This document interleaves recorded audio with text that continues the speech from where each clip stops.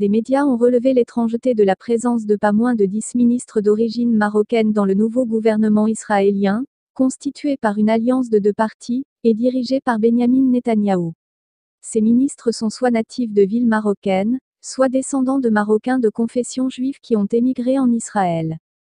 Si, en Europe, le Makhzen infiltre les rouages de l'État à travers les pouvoirs exécutifs et législatifs, le Maroc compte un très grand nombre de ministres et de députés en France et en Belgique notamment, pour y faire un travail de lobbying en faveur du régime monarchique alawite. Il est difficile de croire qu'un État comme Israël, qui est constamment sur ses gardes et dont les services secrets, le Mossad, sont considérés comme les mieux renseignés et les plus actifs au monde, puisse être ainsi noyauté par des espions au cœur même de son système politique.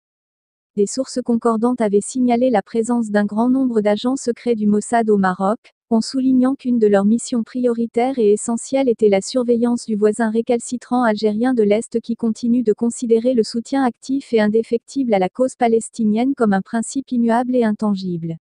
Israël et le Maroc partageant la même politique colonialiste et expansionniste et étant tous deux à la solde des États-Unis, l'alliance entre ces deux puissances occupantes n'a donc pas de limite, notent nos sources.